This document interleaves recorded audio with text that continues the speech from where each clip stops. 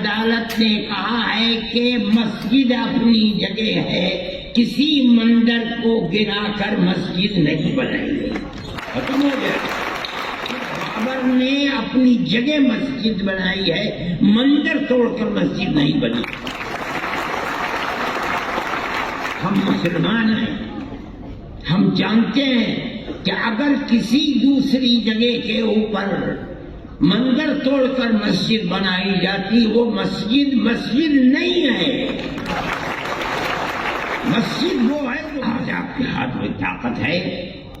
آپ یہ سمجھتے ہیں کہ جس مسجد کو چاہیں آپ لے لیں، جس طرح چاہے لے لیں. آپ نے جس مسجد کو لیا ہے وہاں بھی ٹھوکر کھائی ہے.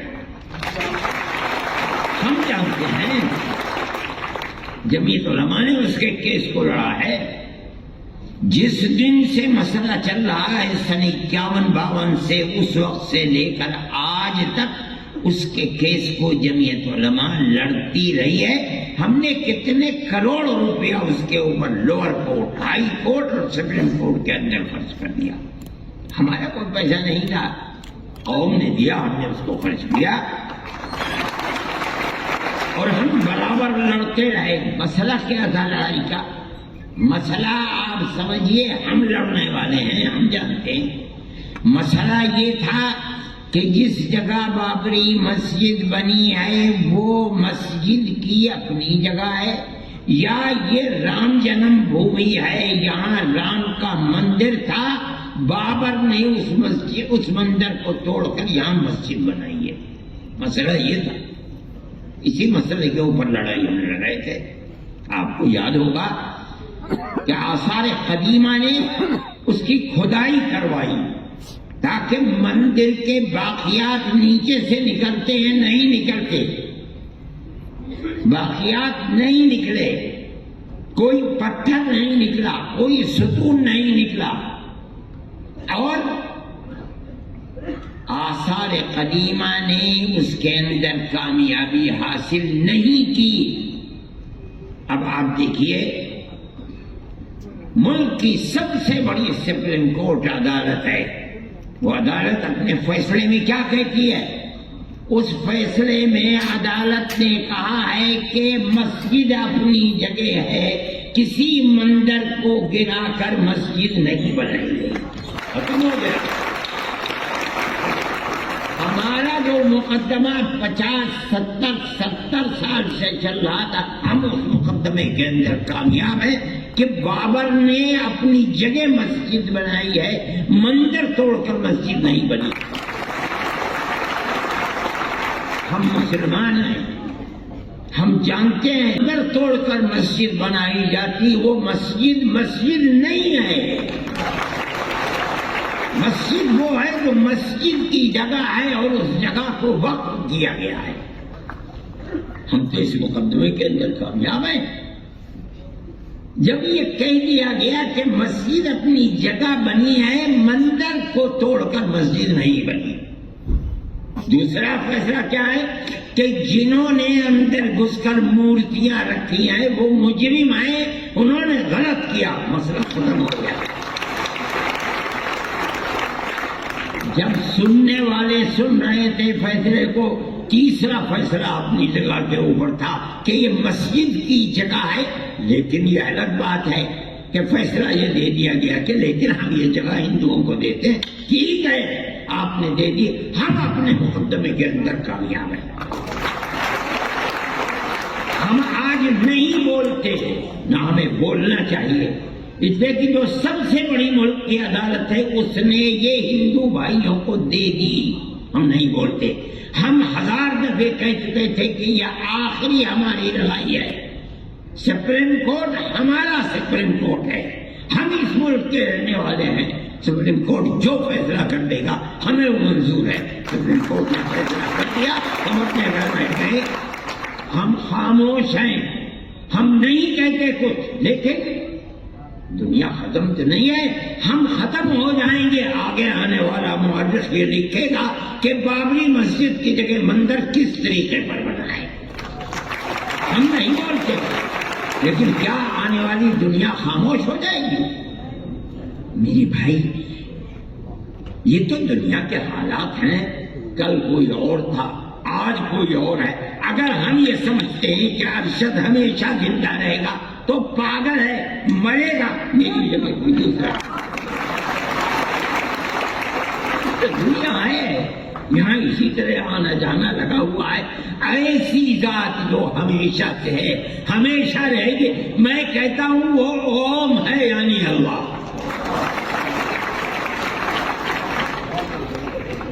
بھائی سیکولرزم کی حفاظت، 2 بجے جلسہ ختم ہو جانا چاہیے، میں اس سے پہلے ہی ختم کر دوں گا۔ میرے بھائی، جمعیت علماء کا اپنا ایک کردار ہے۔ ہم اس سیکولر دستور کے محافظ ہیں۔ ہم سمجھتے ہیں کہ صرف زبانی نہیں کہ دنیا میں جا کر کے سیکولرزم کا ڈھنڈورا پیٹا جائے اور ملک کے اندر مسلمانوں کی 600 سال پرانی مسجدوں کو گرا کر کے وہاں مندر بنایا جائے۔ یہ سیکولرزم نہیں ہے، یہ ڈھول کا بول ہے۔ آپ کی پارلیمنٹ فیصلہ کر چکی ہے آج سے تقریباً 30-32 سال پہلے کہ جو مسجد جہاں جو مذہبی عبادت گاہ بنی ہوئی ہے سن 47 میں، اس عبادت گاہ کو اسی حال میں رہنے دیا جائے گا۔ آج آپ یہ کہتے ہیں کہ نہیں، بنارس کی مسجد کو توڑ دو، وہ ہماری ہے، متھرا کی مسجد کو توڑ دو۔ آپ کے کردار کا اور پارلیمنٹ کا کیا اعتبار ہے یہ بتائیے؟ کیا چیز ہے پارلیمنٹ کے اندر؟ پارلیمنٹ اس قانون کو بناتی ہے، آپ اس قانون کو ٹھوکر مار دیتے ہیں۔ آپ جو قانون آج بنا رہے ہیں کل کو دوسروں سے ٹھوکر مار دے گا۔ یہ تو آپ نے ایک ریت اور رواج کر دیا، ہمیں کوئی غلط نہیں ہے اور حکومت خاموش بیٹھی ہوئی ہے۔ میرے بھائی، جمعیت علماء حکومت کا لحاظ کرتی ہے۔ جن کو حکومت ہے، ہمارے ملک کے عوام نے ان کو بیٹھالا ہے، ہمارے ملک کی اکثریت نے دستور کے مطابق ان کو ووٹ دیا ہے، ہم نے ووٹ دے کر کے انہیں بیٹھالا ہے۔ ہم یہ سمجھتے ہیں کہ ان کو ملک کے دستور کے اندر اس طریقے کی تشریح جس سے ملک کے ایک بہت بڑے طبقہ 20-25 کروڑ لوگوں کے حقوق کو آپ ٹھوکر مار رہے ہیں، ملک اس طرح امن و امان کے ساتھ نہیں چل پائے گا۔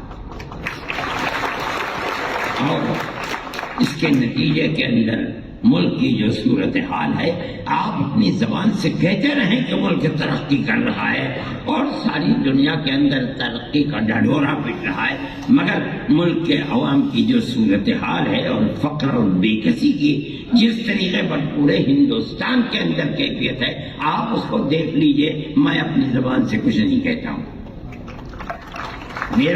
میں ایک مذہبی آدمی ہوں، میرا اپنا ایمان اور یقین ہے کہ اللہ جو چاہتا ہے وہ کرتا ہے، یعنی ایشور جو چاہتا ہے وہ کرتا ہے، یعنی اوم جو چاہتا ہے وہ کرتا ہے۔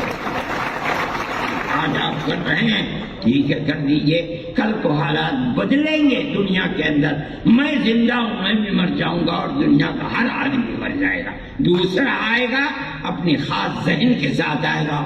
حالات کیا ہوتے ہیں ان کو آج نہ میں جانتا ہوں نہ کوئی جانتا ہے، اللہ جانتا ہے اور ان کے سوا کوئی نہیں جانتا۔ میرے بھائی، ہم یہ سمجھتے ہیں کہ امن و امان کو پکڑنا چاہیے۔ میں مسلمانوں سے یہ کہتا ہوں کہ آج کی حکومتیں جو کچھ کر رہی ہیں اس سے فرقہ پرستی اور آپس میں نفرت اس طریقے پر ابھر رہی ہے کہ نہیں کہا جا سکتا کہ کل کو کیا ہوگا۔ میں جمعیت علماء کے ہر ورکر سے یہ بات کہتا ہوں کہ آپس میں پیار و محبت کو پیدا کرو۔ اس کا یہ مطلب نہیں ہے کہ مسلمان سے پیار نہیں، اس ملک کے ہر رہنے والے سے محبت کرو، اپنے دکھ میں سکھ میں انہیں شریک کرو۔ ان کے یہاں شادی بیاہ ہے، وہ تم کو نہیں بلاتے، جاؤ اور مبارکبادی دے کر چلے آؤ۔ کھانا کھلاتے ہیں کھاؤ، نہیں کھلاتے نہ کھاؤ۔ جب تمہارے یہاں سکھ ہو، شادی بیاہ ہو، تم اپنے رشتہ داروں کو جس طرح بلاتے ہو اپنے دائیں بائیں رہنے والے غیر مسلموں کو بلاؤ۔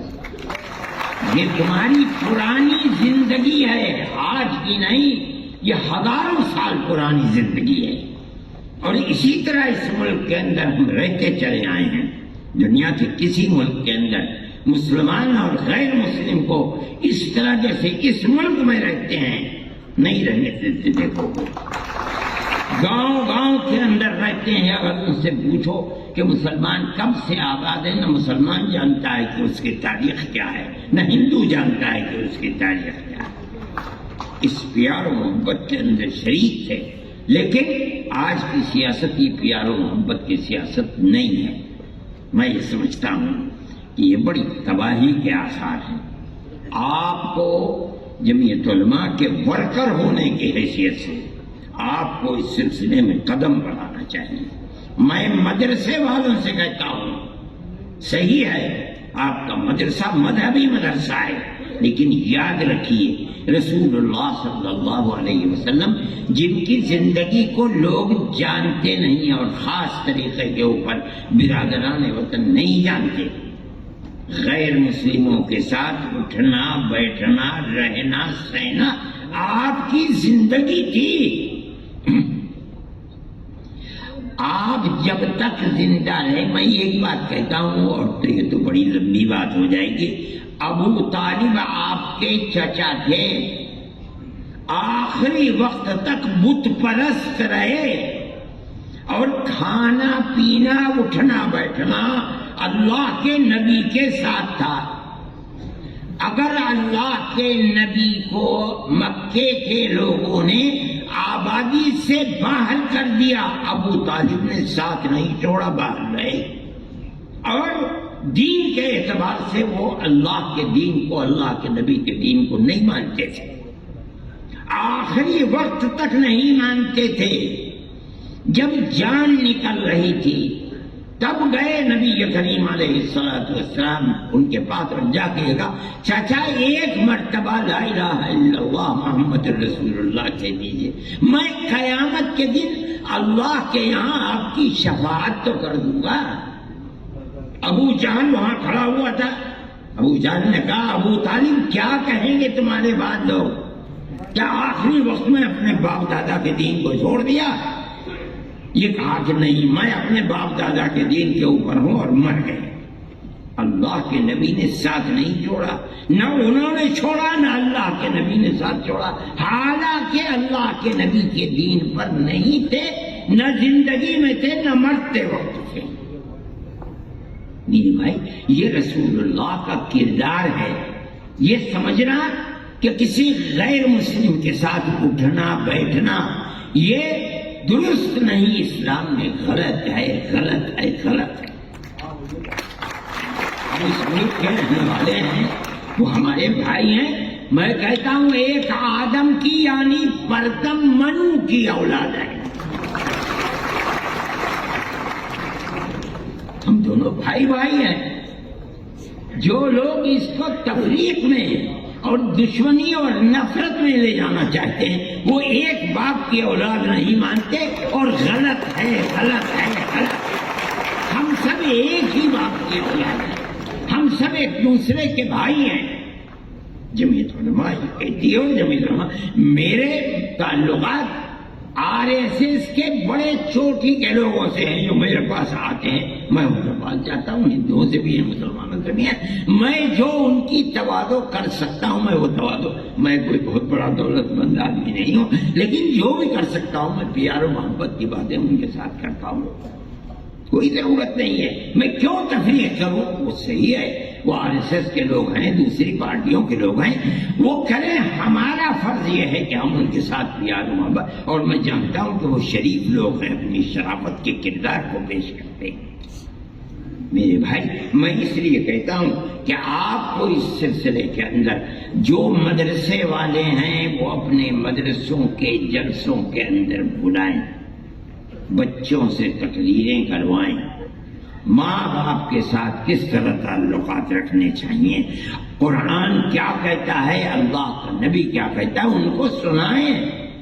پڑوسیوں کے ساتھ کیسے تعلقات ہونے چاہیے، آدمی کے ساتھ قطع نظر اس کے کہ اس کا مذہب کیا ہے، کیسے تعلقات ہونے چاہیے، تاکہ آپ کے خلاف جو پروپیگنڈا ہے کہ اسلام دہشت گردی کا مذہب ہے، یہ جائے تو لوگ سنیں تو کہ آپ تعلیم کیا دیتے ہیں، قرآن بتاتا کیا ہے۔ یہ ہمارا قصور ہے کہ ہم اسلام کی صحیح تصویر ان کے سامنے پیش نہیں کر پا رہے ہیں، ہمیں کرنی چاہیے۔